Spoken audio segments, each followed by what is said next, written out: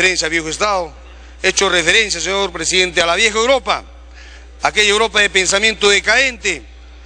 Y si hablamos de estados viejos y pasados anquilosados, los estados y gobiernos de los años 70, 80 han sido pasados y anquilosados y no han tenido la capacidad de enfrentar un reto que es la reforma del Estado, que ahora nuestro gobierno y las fuerzas democráticas, señor presidente, están encarando. A pesar de los pesares, para hacer tortilla se tienen que romper huevos. Muchas gracias. Congresista Zamudio. Segunda interrupción, el congresista Yude Simón y luego el congresista Mulder. Vamos a dar 3. Yo le voy a dar sí. la palabra. En la otra, congresista Simón tiene la interrupción. Congresista Simón, luego el congresista Mulder. Luego, congresista Mulder, en la otra intervención le damos la interrupción para no romper el reglamento.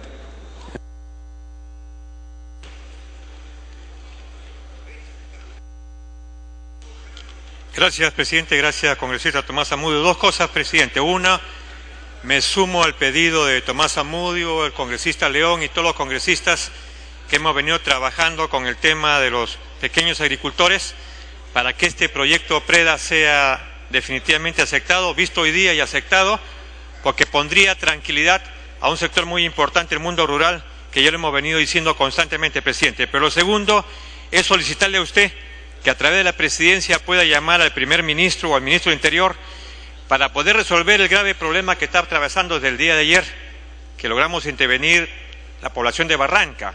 Presidente, se han tomado las carreteras, es un problema que se podría resolver muy fácilmente porque se trata de un terreno que le corresponde al municipio. He hablado con la gente del municipio y hay que darle justiprecio y con eso se resuelve el problema de Barranca. Y segundo, una carretera de evitamiento que ya está en los planes y que falta el presupuesto. Entonces yo le suplico a usted, presidente, le pido por favor que se comunique con el primer ministro para que una delegación pueda ir de una vez a Barranca y resolver el problema que ayer ha sido gravísimo porque se ha impedido... Concluye, congresista Simón. Sí, se ha impedido el pase de los vehículos y usted sabe lo que significa eso, presidente. La población está indignada porque ha sido convocada varias veces, se le ha bypaseado y no hay resultados. Creo que en este momento la solución al problema es fácil, pero depende de que la comisión especial vaya de inmediato. Es un pedido además del señor alcalde de Barranca y me sumo al pedido pues, de Tomás Zamudio porque creo que es una reivindicación de la Comisión Agraria y de la población que lo ha pedido. Congresista Zamudio. Congresista Mulder, pido. Señor presidente, en virtud del acuerdo tomado por el Pleno de la Comisión Agraria, solicito se agende para su debate y aprobación el dictamen de la Comisión recaído en los proyectos 1414-2012, 1545-2012, 1601-2012, 1657-2012, relativos a los programas de reestructuración de la deuda agraria PREDA. Gracias, presidente. Muy bien, congresista Damer.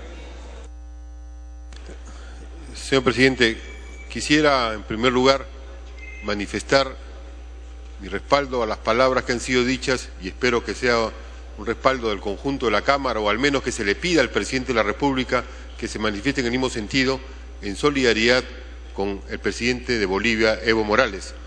Estamos ya en la época de la bicentenario de la independencia, no estamos en el régimen colonial.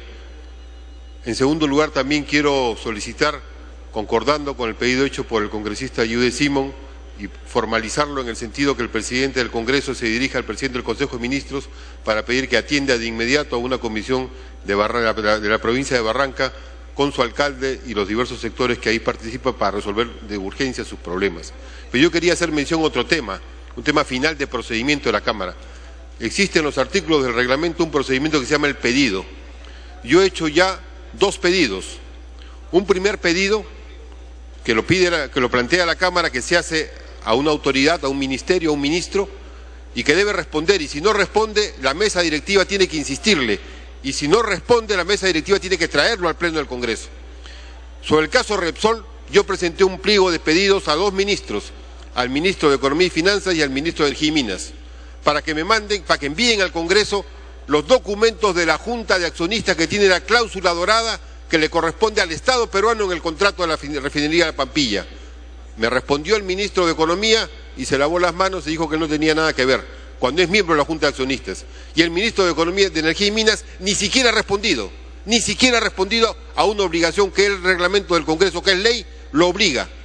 Yo solicito en ese sentido que el Congreso le reitere al ministro de Energía y Minas que no oculte la documentación de la Junta de Accionistas que tiene la cláusula dorada. ¿Y por qué es importante esto? Por el último pedido que estoy haciendo, y quiero sintetizarlo, señor presidente. Ha sido anunciado el día de ayer que en España ya se pusieron de acuerdo entre la empresa Repsol Concluya, congresista. respecto a la venta de los activos de Repsol en el Perú. Por 6.000 millones de dólares ha vendido activos, de los cuales al Perú corresponde 2.000 millones.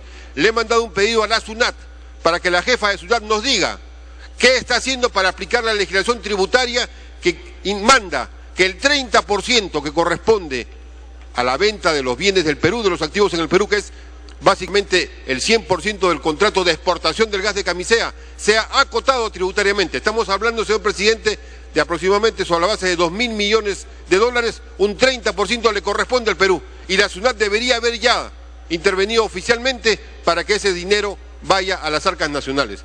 En ese sentido reitero que la presidencia del Congreso insista ante el ministro de Energía y Minas sobre el pedido que no ha respondido y para que facilite el pedido que se ha hecho a la SUNAT para que acote tributariamente a Repsol respecto a los activos que está vendiendo al Perú y sobre los cuales no está pagando impuestos. Muy bien, se procederá de acuerdo al reglamento, congresista.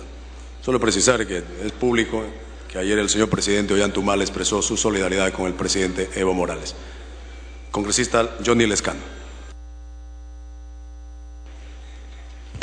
Señor presidente, muchas gracias.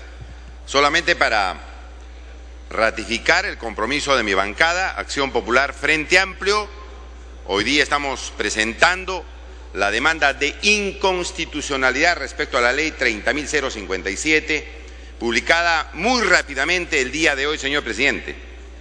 Ese es un instrumento absolutamente democrático y constitucional, recurrir al tribunal cuando los grupos políticos no están de acuerdo con una ley y creen que hay vulneración de derechos constitucionales. Y le tomo la palabra a los congresistas que hoy día se han levantado y han reclamado por la apurada publicación de esta ley, que nos apoyen con su firma y no solamente hablen frente al pueblo, sino que apoyen con la firma, porque si no simplemente va a ser un engaño a los trabajadores.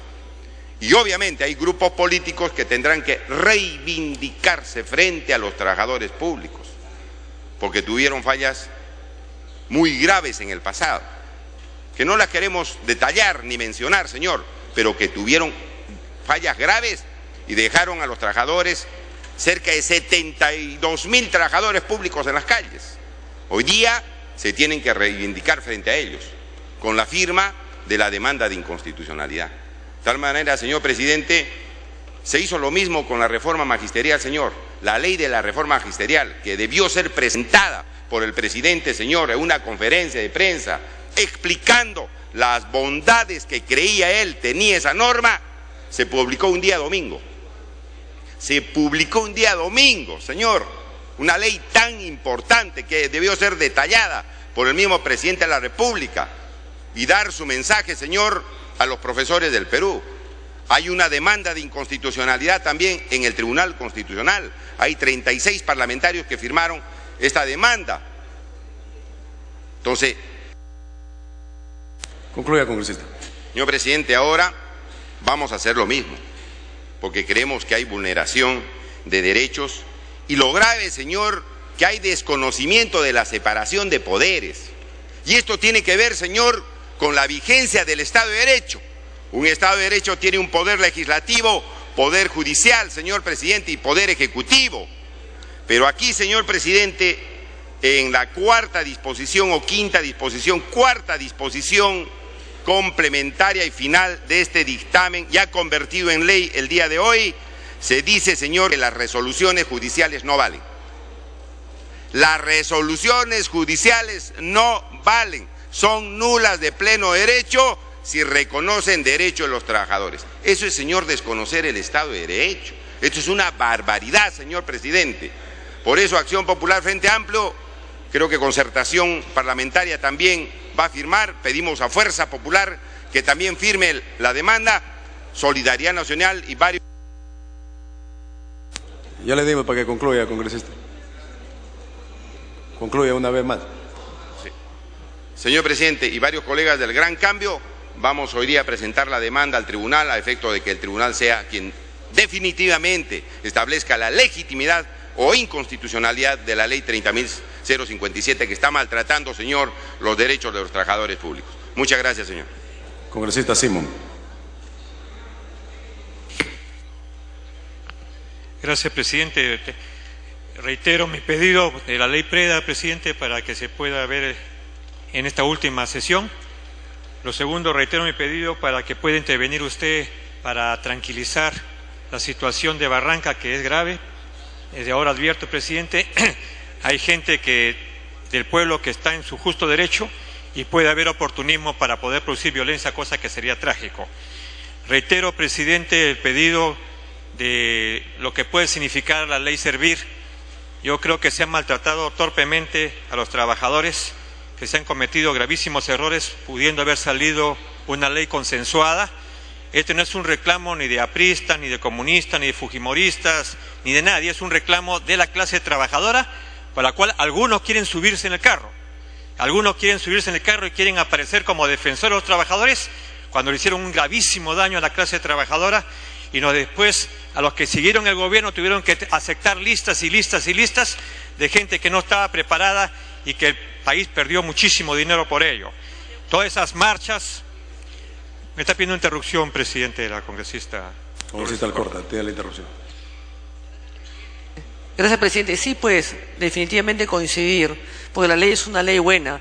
Lo que creo que tiene que hacer el gobierno, el gabinete, es una conferencia de prensa, explicar bien esta propuesta de ley, que los ministros hablan en todos los programas de televisión, políticos, noticieros, todo el fin de semana y las veces que sean necesarias, que inviten a los trabajadores para explicar la ley, a la CGTP, a la CTP, que los inviten para que sean parte del proyecto y los entiendan. Y los ministros salir a provincias a explicar la ley. Es necesario que los trabajadores entiendan el beneficio de esta ley.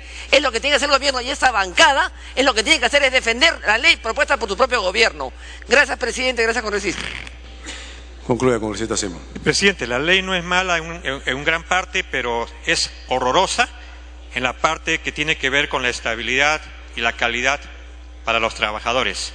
Y se le ha engañado al pueblo y se le sigue engañando al pueblo diciendo que los trabajadores no quieren capacitación, ni quieren las pruebas que se tengan que hacer. Eso es mentira, absolutamente falso. Los trabajadores lo que están pidiendo es que se respeten sus derechos que lo han adquirido a lo largo de muchísimos años y que sí quieren, pues, un servicio civil de calidad, como lo queremos todos. Eso queda clarísimo, presidente. Voy a firmar, por cierto, el pedido de inconstitucionalidad de la ley porque es mi obligación. Y lo último, me sumo también, presidente, a que este Congreso de la República debe ser solidario con el presidente de Bolivia, el señor Evo Morales, porque así no se trata de un presidente de la República, y menos de parte de aquellos países que supuestamente... Concluya, congresista. Sí, lo reitero, presidente, creo que este Congreso de la República debe solidarizarse con el pueblo de Bolivia y con su presidente, porque así no se puede tratar a un mandatario, por más que no les guste la formación política, la forma como esté desarrollando el presidente Evo Morales sus funciones. Creo que no solamente el Ejecutivo, sino que el Congreso de la República debe ser solidario con el pueblo de Bolivia y con el presidente Evo Morales. Muchas gracias, presidente. Congresista Melgar. Gracias, presidente. Presidente, el día de ayer, 3 y 4 de julio, la provincia de Barranca ha tenido un paro total, presidente, por la intransigencia de la Presidencia de la Beneficencia Pública de Lima al no ejecutar la ley 29631, que es la transferencia del terreno de Los Anitos, de propiedad de la Beneficencia Pública de Lima, a la Municipalidad Provincial de Barranca. Asimismo, por las muertes que se vienen dando en la Panamericana Norte, que lo hemos denunciado con frecuencia. Espero que hoy día esté presente el ministro de Transportes, como fue compromiso, presidente, para que nos explique, pero con claridad, la cantidad de muertes que se vienen suscitando en la provincia de Barranca y la provincia de Huaura, ya que en la Comisión de Defensa del Consumidor anteriormente quedó demostrado que los datos que llevó eran incoherentes, presidente. Espero que hoy día el ministro de Transportes nos traiga una verdadera información. Gracias, presidente. Muy bien. Finalmente la congresista Scheffer ha vuelto a pedir la palabra. Gracias, presidente. Yo le pido acá a todos mis colegas congresistas reflexionar y respetar los fueros de esta institución tan importante para el desarrollo de nuestro país. Yo pido, presidente, planteo una cuestión previa de acuerdo al artículo 59 para el error que ha cometido la primera vicepresidencia, que acá no está presente, y me gustaría saber los criterios que ha tenido para derivar ese pedido del Ejecutivo de delegación de facultades del sector salud a la Comisión de Presupuesto. Y acá le invoco al señor Josué Gutiérrez que respete nuestra institución. Si a mí me llega un proyecto de ley que no corresponde a mi comisión, yo no lo acepto. Por favor, ¿hasta cuándo? Yo le pido una cuestión previa y que este proyecto de delegación de facultades que ha pedido el Ejecutivo en tema de salud, porque ayer estaba la ministra de Salud, no el ministro de Economía acá sustentando esto, pase como comisión principal a la Comisión de Salud. Y no tengo ningún problema en quedarme trabajando. Gracias. Bien, queda planteada la cuestión de orden. Yo le voy a pedir votar cuando esté el presidente de la Comisión de Presupuesto que ya dictaminó. Entonces vamos a iniciar con el primer punto. En cuanto esté lo votamos, hacemos una par y lo votamos. Primer punto. De la Comisión de Economía, proyecto de ley 2388, se proponen medidas para la formalización del transporte terrestre. De conformidad con la cuestión previa aprobada en la sesión del 20 de junio del 2013, se va a invitar a pasar a la sala de sesiones al ministro de Transportes y Comunicaciones, que concurre al Pleno para participar en el debate del proyecto de ley 2388, remitido por el Poder Ejecutivo con carácter de urgencia, por el que se proponen medidas para la formación del transporte terrestre. Congresista León, me disculpa, no le había tomado nota en todo caso. Antes de suspender la sesión para el ingreso del ministro, finalmente.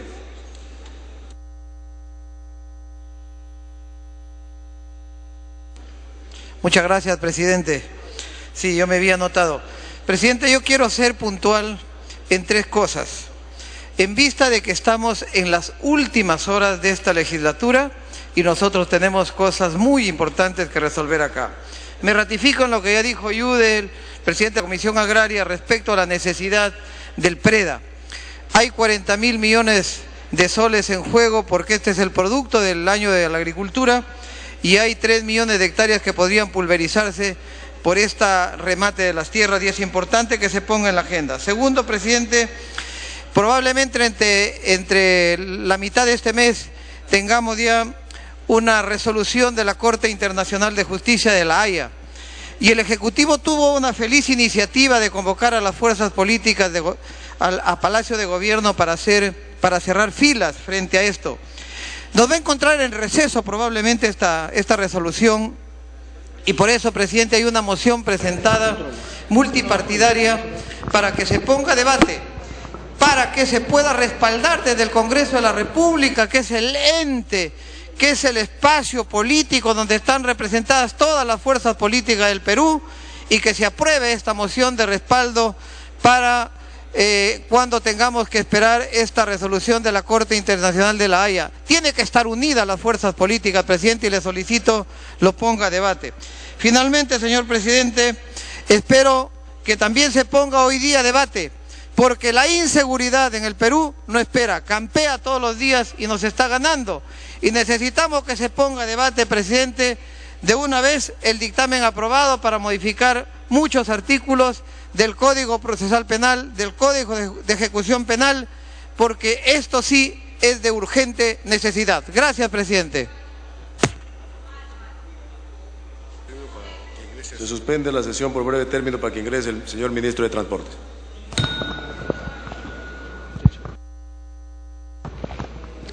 Bien, se ha suspendido la sesión del Pleno para que en breve ingrese el ministro de Transporte, Carlos Paredes, para que participe en el debate del dictamen del proyecto de ley que propone medidas para la formalización del transporte terrestre.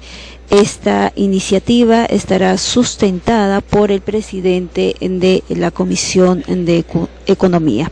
Debemos señalar que también esta iniciativa fue enviada por el Poder Ejecutivo con carácter de urgencia.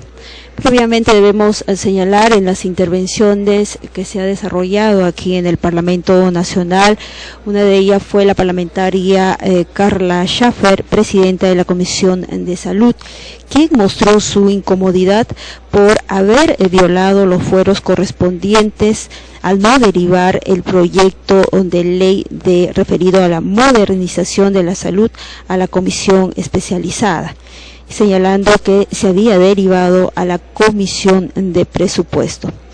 La presidenta de la Comisión de Salud, a través de un comunicado, ha solicitado rectificar una acción cometida de la primera vicepresidencia, violando la especialización de esta comisión a la que le corresponde, que es de salud. La parlamentaria Carla Schaffer ha señalado que se debe respetar los fueros y la institución. Asimismo, sobre el tema, dentro de la intervención del parlamentario Pedro Espadaro, ha señalado que se ha violado el artículo 77 del reglamento del Congreso referido a la especialización de cada comisión.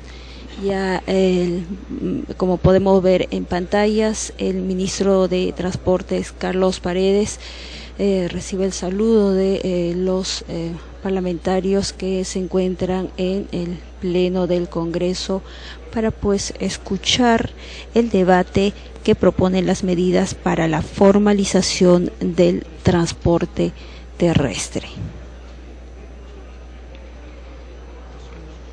Informar también a la representación nacional, en la intervención del parlamentario Lescano, ha señalado que presentará una demanda de inconstitucionalidad referido a la ley del servicio civil que hoy el Ejecutivo ha promulgado y publicado en el diario El Peruano.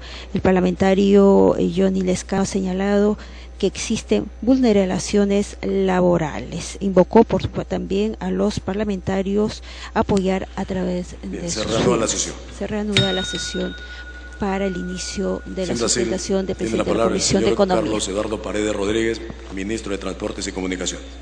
Señor ministro. Gracias, señor presidente. Buenos días, señores congresistas. Estoy presente en esta oportunidad atendiendo a la invitación que me han alcanzado a efectos de poder sustentar el proyecto de ley que establece la prórroga de la Ley 29.518, medidas para promover la formalización del transporte de carga y pasajeros.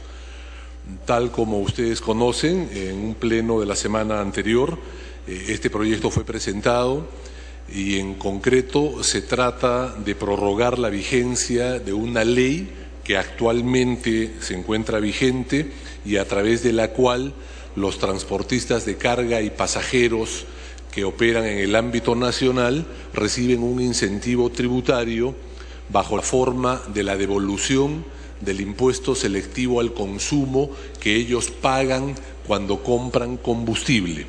Ese incentivo tributario consiste en que estos transportistas pueden solicitar la devolución del 30% del impuesto selectivo al consumo por la compra de los combustibles. Esta devolución se les hace efectiva a través de notas de crédito que luego los transportistas pueden aplicar para el pago de cualquier otro tributo, ¿no? En eso consiste el incentivo tributario. A través del proyecto de ley presentado, lo que se pretende es prorrogar su vigencia por 3 años adicionales. En la presentación que hemos traído, les vamos a resumir cuáles son los criterios que se han evaluado a efectos de sustentar la pertinencia de esta prórroga. La siguiente. La siguiente, por favor. Los criterios, tal como la ley establece, son el tributario, el referido a formalización en el sector, renovación de la flota vehicular, protección del medio ambiente y siniestralidad en el sector. Estos mismos criterios han sido contenidos en un informe en relación a los años 2011 y 2012 que ha sido alcanzado a la Comisión de Economía y que en esta oportunidad voy a resumírselos al Pleno. Empezamos con el primer criterio, que es el tributario. En resumen, las cifras más relevantes respecto al criterio tributario son las siguientes. Durante el ejercicio 2012 se recaudaron en el sector transportes un total de 663 millones de soles. En ese mismo periodo se devolvieron 27 millones y fracción de impuesto selectivo al consumo a quienes solicitaron acogerse a este incentivo. Estos mismos contribuyentes beneficiados con esta devolución durante ese año pagaron por concepto de IGB e impuesto a la renta 261 millones. En resumen, en el año 2012, en todo el sector transporte se recaudaron 663 millones. Se devolvieron 27 millones de impuesto selectivo al consumo y quienes se beneficiaron de esa devolución pagaron 261 millones de impuesto a la renta e IGB. Esas mismas cifras en relación al año 2011. Se recaudaron 552 millones de soles en todo el sector de impuestos. Durante ese año se devolvieron 29 millones de impuesto selectivo al consumo. Quienes se beneficiaron con esta devolución pagaron a su vez 191 millones. Respecto un año versus el otro, podemos apreciar que en el 2012 la recaudación en el sector se incrementó en 20% respecto al año anterior y en el 2011 se incrementó 22% respecto al año anterior. También debo mencionarles que el impuesto selectivo al consumo que fue pagado en el año 2012, el impuesto selectivo al consumo y el IGB que fueron pagados en el 2012 por los beneficiarios y que equivale a 261 millones de soles, ¿no?, representan aproximadamente el 40% del total de impuestos pagados en el sector. Este dato lo doy para evidenciar la relevancia de fomentar la formalización en este sector beneficiario por este impuesto. En conclusión, entonces, desde el punto de vista tributario, resulta pertinente la renovación de este incentivo por cuanto está propiciando una recaudación en el sector cada vez mayor. A continuación, el criterio formalización en el sector transporte. Este criterio lo estamos tratando de evidenciar a través de las cifras que se aprecian en la lámina, que son la cantidad de empresas de transporte autorizadas y registradas en el MTC durante los 3 años de vigencia de esta norma. Así podemos apreciar que en el 2010 eran 51.746 empresas de transporte formalmente registradas. En el 2011 fueron 62.549, se incrementó 21%. En el 2012 fueron 74.315, se incrementaron 19% adicional.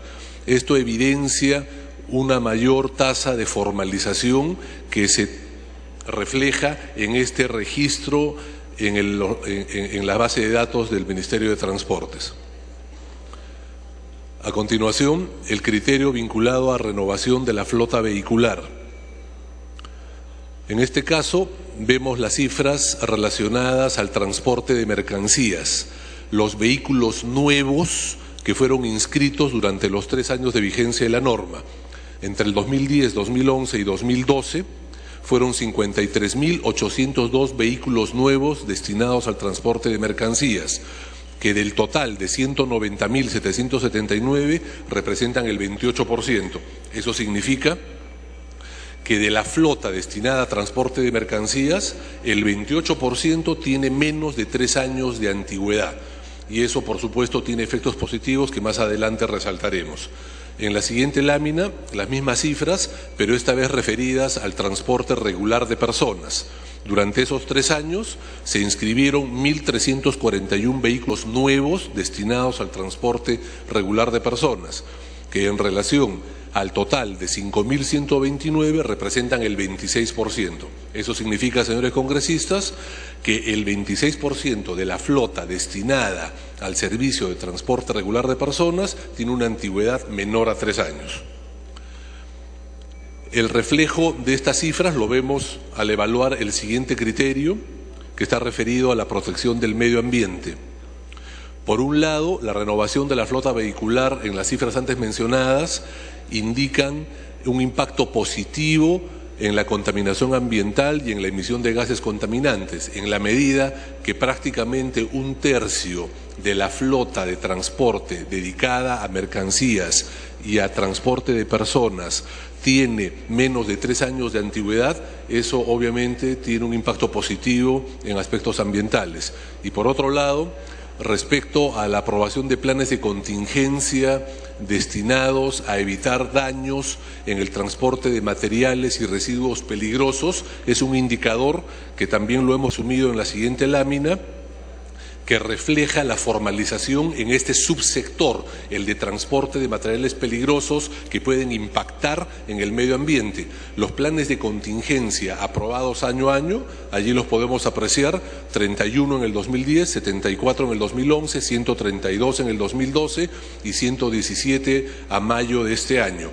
Detrás de estos planes de contingencia aprobados se encuentran empresas formales que son quienes solicitan la aprobación de estos planes de contingencia y por lo tanto estas cifras también son una evidencia de la mayor formalización en este subsector que impacta de manera importante en el medio ambiente. Seguidamente, el otro criterio indicado en la ley es el correspondiente a siniestralidad en el sector transporte. Para verificar cómo ha evolucionado este indicador, a continuación, primero, un pantallazo acerca de cuáles son las competencias referidas al sector transporte a nivel nacional. Rápidamente, podemos decir que el MTC es el competente para emitir normas nacionales de transporte y de tránsito y gestiona el transporte en el ámbito nacional e internacional. SUTRAN, que es el brazo fiscalizador del sector, es el responsable de fiscalizar y sancionar el transporte terrestre en el ámbito nacional e internacional. Los gobiernos regionales emiten normas complementarias en el ámbito regional, eso es importante subrayarlo, y además son los responsables de fiscalizar y sancionar el transporte en el ámbito regional, también otorgan licencias de conducir en su región. Las municipalidades provinciales también emiten normas complementarias en el ámbito provincial y son responsables de fiscalizar y sancionar el transporte terrestre en ese ámbito provincial y también otorgan licencias de conducir, pero solamente para vehículos menores, mototaxis, por ejemplo. Finalmente, las municipalidades distritales solo emiten normas distritales vinculadas a vehículos menores, fiscalizan y sancionan el transporte especial en vehículos menores. Otra instancia competente vinculada al sector transporte es la Policía Nacional del Perú, que fiscaliza el cumplimiento de las normas de tránsito y brinda apoyo a través de la fuerza pública a las autoridades competentes.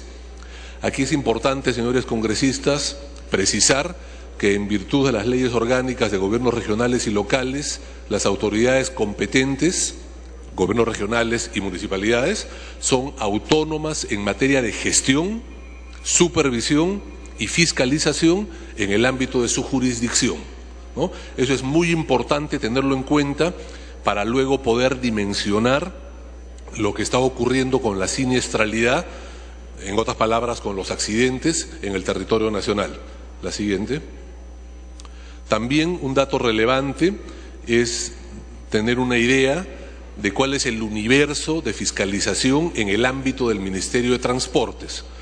Estamos hablando que en relación al transporte de personas regular y especial son 1.167 empresas, 8.637 vehículos los que son fiscalizados. En el transporte de carga y mercancías, 73.946 empresas, 210.000 vehículos fiscalizados. En el transporte internacional, 335 empresas, más de 18.000 vehículos fiscalizados. Estos son los que están en el ámbito de fiscalización del Ministerio de Transportes. A estos se suman las empresas y los vehículos que han recabado autorización en los gobiernos regionales. Esos se suman a este universo. Como lo mostré en la lámina anterior, el Ministerio de Transportes es el competente para fiscalizar a estas empresas y a estos vehículos, los que se dedican al ámbito nacional. Los que tienen operación en el ámbito regional y local, su fiscalización es competencia de los gobiernos regionales y de los gobiernos locales. Y tal como dicen las normas, son absolutamente autónomos en ese sentido. La siguiente. Un indicador acerca de cómo ha evolucionado la formalización en este sentido lo podemos apreciar en este cuadro, donde hemos resumido las principales infracciones detectadas en el servicio de transporte de personas y mercancías en el ámbito nacional. Destacamos la última de las infracciones, modalidad distinta a la autorizada, cuando, por ejemplo, un camión que tiene autorización para transportar mercancía en general, transporta mercancía peligrosa, combustible, ácido, explosivos, sin tener autorización. Ese caso es uno típico de incurrir en esta infracción, modalidad distinta a la autorizada. O cuando, por ejemplo, una minivan que sacó autorización para transporte turístico comienza a realizar transporte regular, generando una competencia informal a los transportistas autorizados. Esa es otra forma en que se evidencia esta infracción, modalidad distinta a la autorizada. Como podemos apreciar en el cuadro, la evolución desde el 2011 y 2012 es que se detectaron 3.327 infracciones en el 2011, 1.893 en el 2012 y 394 hasta mayo de este año. Vemos allí una tendencia decreciente que es un reflejo de la mayor formalización en el sector. La siguiente.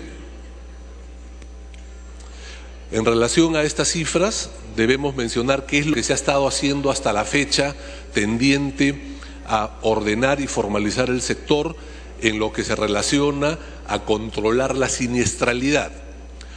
Control de unidades y conductores en terminales terrestres, garitas y operativos. Durante el 2010 al 2012, que son los años de vigencia de la norma que hoy día está en evaluación de parte de ustedes, se han llevado a cabo casi 6,5 millones de intervenciones. Se han capacitado a conductores, transportistas y autoridades durante esos años en el número de 7.500 personas capacitadas. Y lo que es más importante, gracias al control de velocidad utilizando el sistema GPS instalado en los buses de transporte de personas, la velocidad promedio, que en el 2010 era de 120 kilómetros por hora, hoy día está en 96 kilómetros por hora. El objetivo es cruzar el umbral de los 90 kilómetros por hora, porque sabemos que el exceso de velocidad es una de las principales razones de los accidentes de tránsito, y justamente el control a través de GPS es uno de los mecanismos para poder controlar este aspecto tan importante. Otras de las acciones realizadas es el programa de control preventivo Viaje Seguro, en los cuales durante los años 2010, 2011 y 2012 han participado 15.600 personas de 19 regiones diferentes, y se han suscrito 25 convenios con gobiernos regionales y gobiernos locales, a través de los cuales se pretende validar y certificar a los inspectores de las regiones a fin de que puedan lograr su rol fiscalizador tal cual como la ley ordena. Siguiente. Entrando ya a las cifras de siniestralidad, es importante mencionar que desde el año 2000 al 2012 el parque automotor en el Perú se ha incrementado en 243%. La siguiente. Las estadísticas de tránsito en ese mismo periodo indican un crecimiento de 25%. Obviamente este no es un consuelo ni debe serlo, pero es importante tomar conciencia de la correlación que hay entre el incremento del parque automotor y el incremento de los accidentes en un país que está creciendo en todos los sentidos exponencialmente durante los últimos años. Pero algo más importante aún que quiero destacar de esta gráfica, señores congresistas, y les pido que se fijen en la columna del año 2012, que es sintomática del resto de años. De los 95.000 accidentes de tránsito ocurridos en el año 2012, el 98%, 93.000 y fracción, ocurrieron en las vías urbanas y el 2% ocurrieron en las vías no urbanas. Estas son estadísticas oficiales provenientes del Ministerio del Interior, ¿no?, y que evidencian dónde debemos focalizar nuestros esfuerzos. Esto no es para que nos sentamos tranquilos o nos lavemos las manos, ni mucho menos. Esto es un diagnóstico objetivo y responsable para poder focalizar los esfuerzos donde podamos generar más impacto de manera de enfrentar los accidentes de tránsito de una manera eficiente, ¿no? Entonces, 98% ocurrieron en las vías urbanas y 2% en las vías no urbanas. Cuando hablamos de las vías no urbanas, nos referimos a las carreteras nacionales y también a las carreteras regionales. Cuando nos referimos a las vías urbanas, es en el interior de las ciudades, ¿no? Ahí es donde se genera el 98% de los accidentes de tránsito.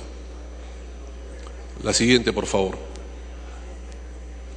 También en relación a la siniestralidad, traducida en accidentes de tránsito, por tipo de vía. ¿Qué ha pasado en los últimos 3 años de vigencia de la norma que en este momento estamos evaluando? En las vías nacionales ha habido un decrecimiento de 3% en los accidentes de tránsito. En las vías regionales ha habido un decremento del 1%. Y en las vías urbanas, que son responsabilidad de los gobiernos municipales, ha habido un incremento en los últimos 3 años del 15% en accidentes de tránsito. Eso es parte del diagnóstico. La siguiente.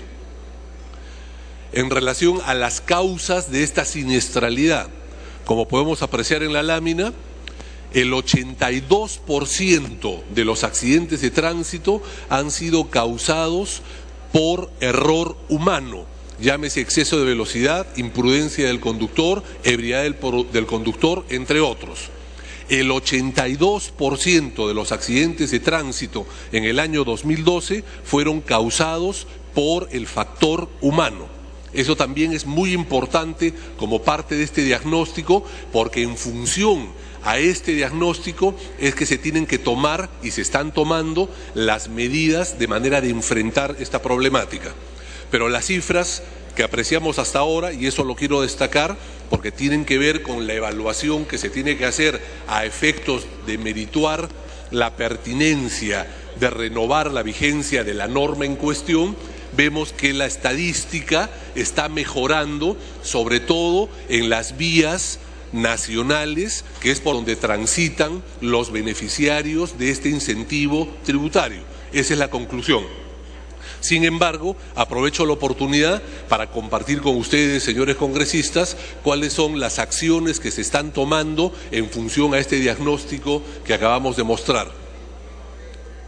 Para mitigar los accidentes de tránsito, durante los 3 años transcurridos se han llevado a cabo capacitación a 72.590 conductores infractores. Se ha suspendido, la licencia de conducir a 51.935 conductores a nivel nacional, 30.000 en Lima y aproximadamente 21.000 en provincias.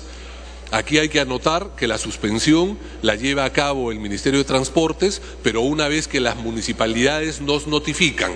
El procedimiento es: la policía impone la penalidad, la comunica a la municipalidad y la municipalidad la debe de comunicar al Ministerio, y recién en ese momento cancelamos la licencia. Luego de la presión hecha a los gobiernos municipales para que cumplan con actualizar la base de datos de infractores, se procedieron a cancelar esas casi 52.000 licencias de conducir en los últimos 3 años. También algo importante que debo destacar es la campaña de sensibilización Cambiemos de Actitud, que por segundo año consecutivo en el 2013, ya la hicimos desde el 2012, estamos intensificando a través de medios masivos, radio, televisión y escrito, para poder llegar a más de 10 millones de personas semanalmente con una campaña de 5 spots que destacan cuáles son las principales razones de los accidentes de tránsito y apelan a la sensibilización del conductor y de los pasajeros para que cambien de actitud, siendo conscientes que en el diagnóstico, que no lo tenemos desde ahora, sino ya viene de antes, se detectó que el 82% de los accidentes están motivados por el factor humano, errores de las personas, conductores, pasajeros o peatones, y es por eso tan importante apelar a un cambio de actitud, ¿no? Por eso destaco esta acción en la que hemos logrado confluir los esfuerzos, no solamente del sector público, sino también privado. Hoy día son más de 60 empresas las que están financiando a su costo esta campaña en medios masivos, a la que se han sumado toda la radio y televisión, a través de la Sociedad Nacional de Prensa y Televisión, con un pauteo que hace posible la difusión de esta campaña. La siguiente. También dentro de las acciones efectuadas para combatir los accidentes de tránsito está la capacitación en temas de seguridad vial a 1.185 docentes y a 1.200 también docentes en los 2 últimos años de educación primaria y secundaria. Y además la capacitación en el 2012 a 300 y en el 2013 a 1.100 autoridades de gobiernos regionales, locales y Policía Nacional. Esto también en atención a que sabemos que el 98% de los accidentes de tránsito ocurren en las vías urbanas, donde la autoridad competente para fiscalizar y para sancionar es la autoridad municipal, ¿no? Por eso es importante la capacitación en cuanto a los temas de seguridad vial. La siguiente. Otras acciones son el fortalecimiento de las capacidades a través de la conformación de los consejos regionales de seguridad vial. En ese sentido, hemos hecho 8 encuentros nacionales en las regiones, donde justamente tratamos de trasladar, ¿no?, expertise, de manera de formar capacidades en las regiones para que puedan enfrentar la responsabilidad de normar y luego fiscalizar y sancionar. La siguiente. En este gráfico, finalmente, mostramos la infraestructura que ha contribuido a la seguridad vial y que es responsabilidad de nuestro sector implantarla en la red vial nacional. En resumen, en los 2 últimos años hemos hecho 16 puentes peatonales, 4 pasos a desnivel, 2 intercambios viales, 260 reductores de velocidad, más de 31.000 señalizaciones verticales y más de 3 millones de metros cuadrados en señalización horizontal tendiente a contribuir a la seguridad vial. En adición a esas cifras, debo mencionarles y subrayar también que uno de los objetivos principales de esta gestión es pavimentar las vías nacionales. Nosotros recibimos al inicio de la gestión el 53% de las vías nacionales, que suman 25.000 kilómetros, pavimentadas, 53%.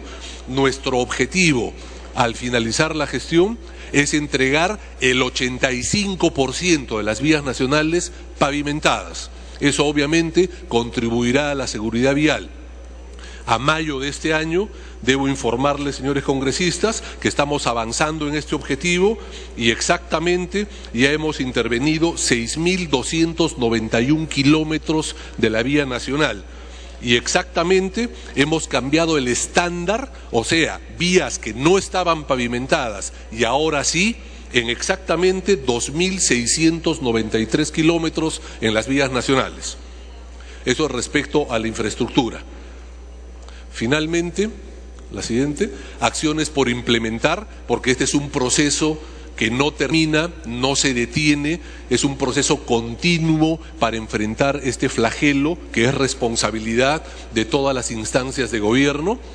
Acciones por implementar desde nuestro sector son la implantación de hojas de ruta electrónicas para el transporte de personas, de manera de poder controlar el itinerario, la frecuencia, los pasajeros, etcétera. Esto se implementará durante los próximos 150 días. el uso del GPS en los vehículos que transitan por las rutas fiscales, de manera de contribuir al control de la minería informal y los insumos químicos destinados al narcotráfico. Ya está en vigencia la Resolución Ministerial 350 que norma este control a través del GPS y se está actualmente implementando para que dentro de algunas semanas ya entre en vigencia su operatividad. También la implantación del SINARRET, que es el Sistema Nacional de Transporte Terrestre, que no es otra cosa que una gran base de datos que permita tener centralizada toda la información referente a empresas, a vehículos, a conductores, a SOAT, a licencias, a rutas en todo el territorio nacional, para que sobre la base de esa base de datos se puedan diseñar estrategias mucho más efectivas. La implementación será gradual a partir de octubre de este año. También en el 2014 se tiene previsto implantar nuevos puntos de control de la SUTRAN en Pasco, Moquegua, Ayacucho, Cajamarca y Ancash, previa asignación presupuestal. Y se pretende implementar el nuevo Reglamento Nacional de Transporte Terrestre para hacerlo mucho más amigable, con un gran reglamento marco con los lineamientos generales y luego reglamentos específicos para cada uno de los servicios, que como sabemos cada uno tiene características especiales y la norma la tenemos que hacer entendible para que sea fácil de aplicar y luego fácil de fiscalizar. Eso es muy importante y nosotros como órgano rector del sector que emite las normas de carácter nacional estamos preocupándonos en perfeccionarlas permanentemente. Finalmente, elaboración del marco normativo para auditorías en seguridad vial. En agosto de este año la consultoría contratada para estos efectos está haciéndonos la presentación para luego proceder a la implementación, y el Observatorio de Seguridad Vial, que lo implementaremos gradualmente a partir de 2014 y que nos permitirá supervisar de una manera más eficiente la labor de las regiones. Esto, señores congresistas, es, en un resumen apretado, los principales criterios que la ley nos manda que sean revisados a efectos de evaluar si es pertinente o no renovar el incentivo tributario que hoy día ponemos a su consideración.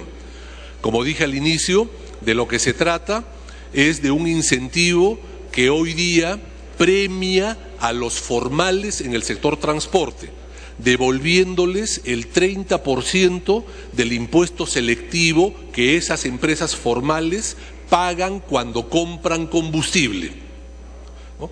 De lo que se trata es renovar ese incentivo tributario por 3 años adicionales.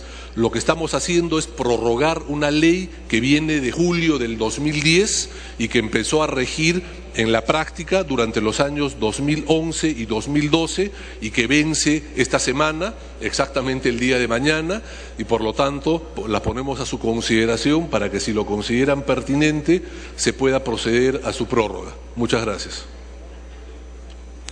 Muy bien. La Presidencia agradece la exposición al señor Ministro de Transporte y lo invita a permanecer en la sala para participar en el debate. Tiene la palabra el congresista Andrade Carmona, presidente de la Comisión de Economía. Gracias, presidente. Bueno, hemos tenido la suerte, el Pleno ha podido escuchar al señor ministro dando las explicaciones del por qué la necesidad de esta prórroga que vence, la ley vence el día de mañana, precisamente. Entonces, de ahí también la urgencia de aprobarlo el día de hoy. Si bien nos han mandado un proyecto de ley, habría que hacer unas correcciones del caso. Por ejemplo, el artículo 1 del citado proyecto de ley señala que eso, según la ley orgánica del Poder Ejecutivo, la famosa LOPE, en su artículo 36 dice que las comisiones multisectoriales se crean por resolución suprema o decreto supremo, y entonces no requiere otra ley más para estar haciendo lo que ya está legislado en la ley orgánica del Poder Ejecutivo. Entonces ese primer artículo lo podemos suprimir y vamos directamente al fondo del asunto, el tema que es la prórroga de la ley que implica pues este citado beneficio para los próximos 3 años. Tengo un texto sustitutorio que sería artículo único que se dice prórroga.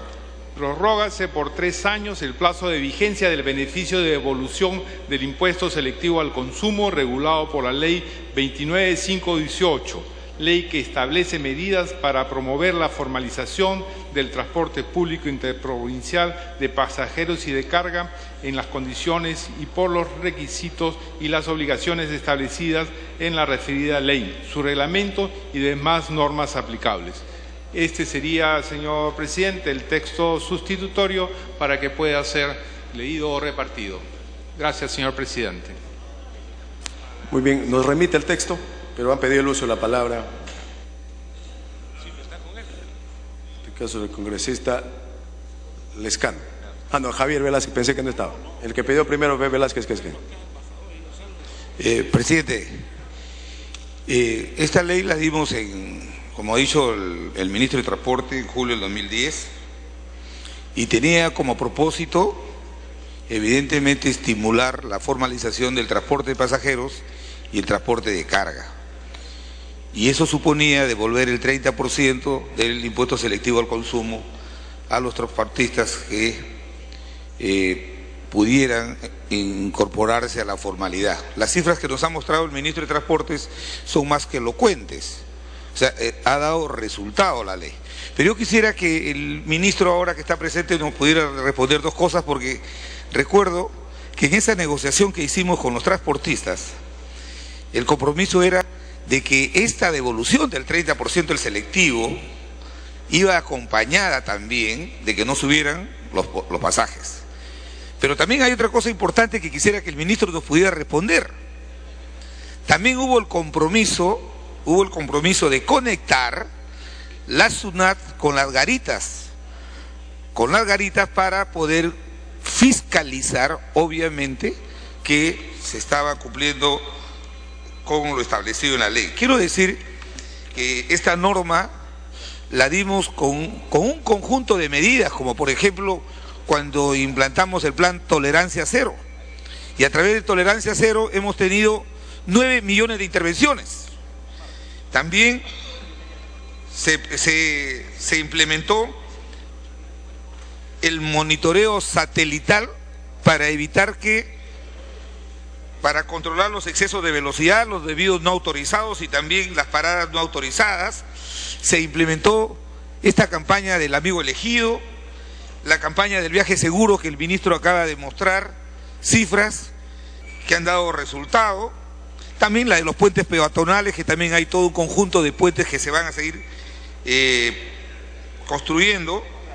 Se implementó el tema de las luces en el día de las carreteras y se aprobó la prohibición de la importación de vehículos chatarras, que era uno de los elementos que generaban la mayor siniestralidad.